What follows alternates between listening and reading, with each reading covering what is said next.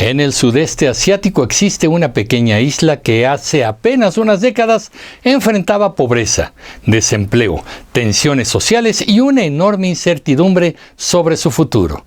Hoy ese mismo territorio es uno de los centros financieros más importantes del planeta y un referente mundial de orden, eficiencia y crecimiento económico.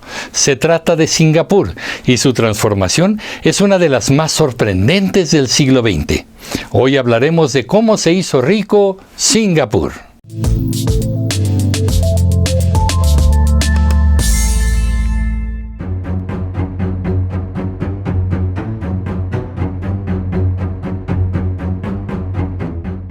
Durante más de 100 años, Singapur fue colonia del Imperio Británico.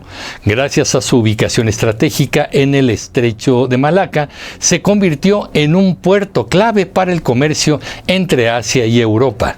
Sin embargo, esa posición privilegiada no significaba prosperidad generalizada. A mediados del siglo XX, gran parte de su población vivía en condiciones precarias, con barrios superpoblados, falta de servicios básicos y un alto desempleo. Además, la sociedad estaba compuesta por distintas comunidades étnicas, principalmente chinas, malayas e indias, lo que generaba tensiones sociales y políticas.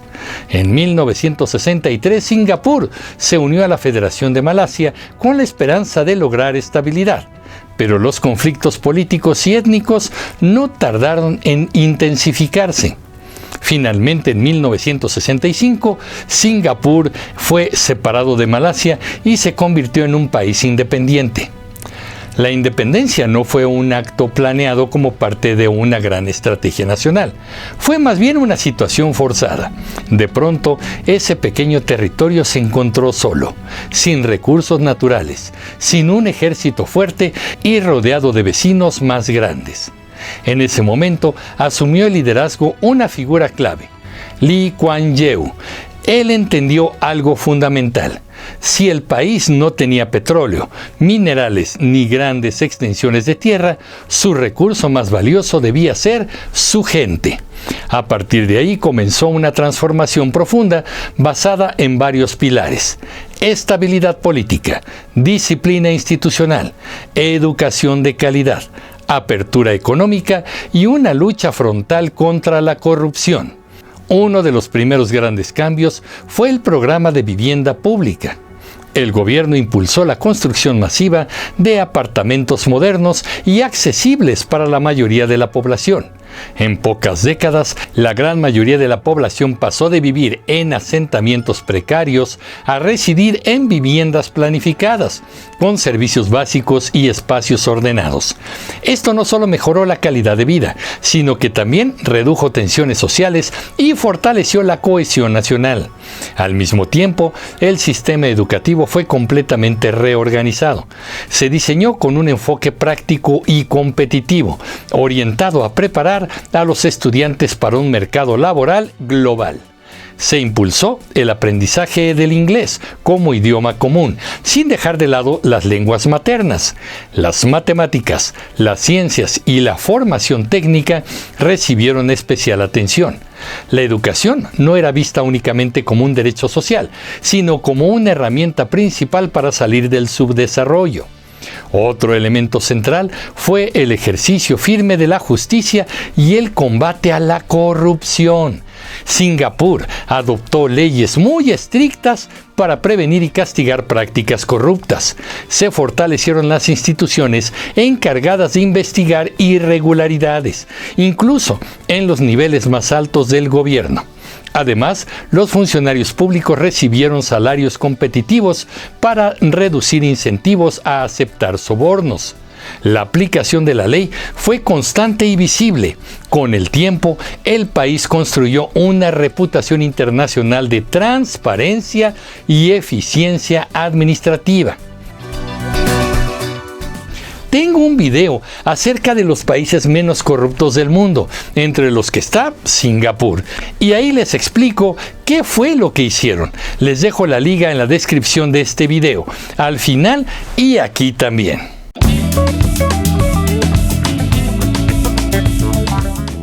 Esta confianza institucional fue clave para atraer inversión extranjera.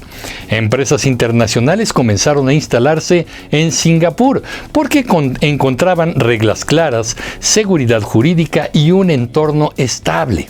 El gobierno, por su parte, desarrolló zonas industriales, mejoró la infraestructura portuaria y modernizó el transporte.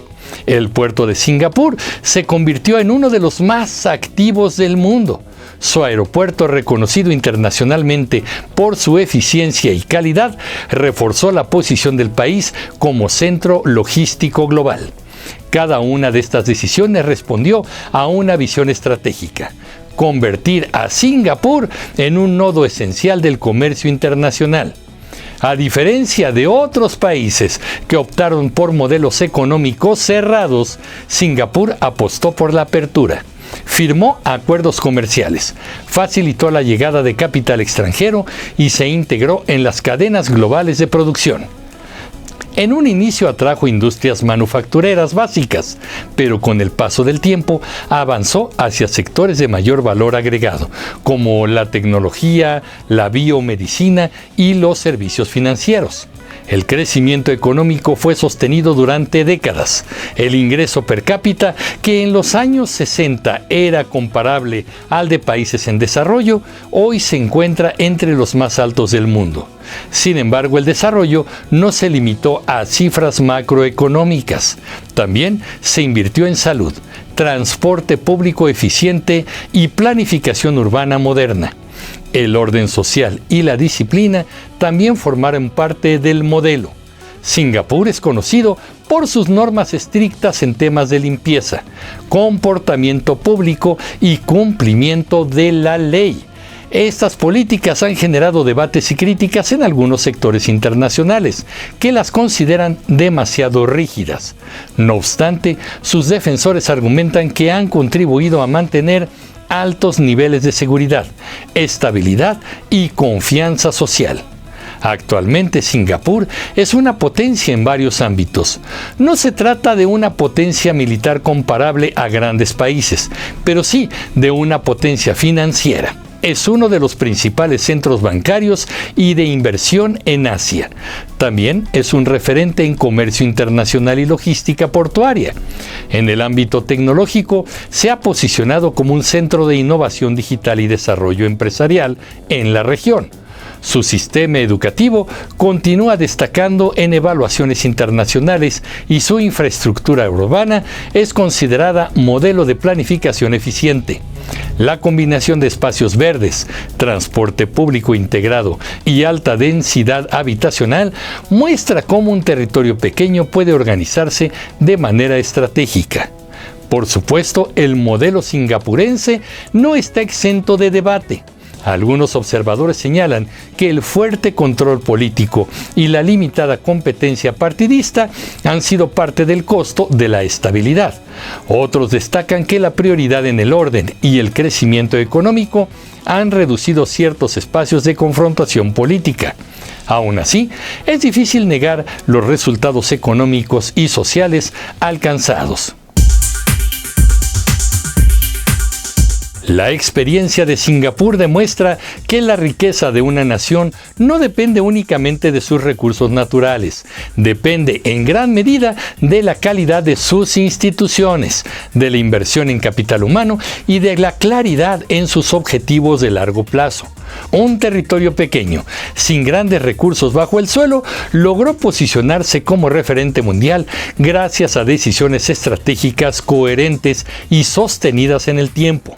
Lo que alguna vez fue un país vulnerable y lleno de incertidumbre, hoy es un ejemplo de cómo la disciplina institucional, la educación, el combate a la corrupción y la apertura económica pueden transformar por completo el destino de una nación. Singapur se reinventó a partir de sus limitaciones y esa capacidad de adaptación es quizá su mayor fortaleza. ¿Pero qué opinan, comunicativos? Yo soy Emilio Pineda y los espero en el próximo capítulo de Comunicreando. Pásenla bien. Hasta pronto.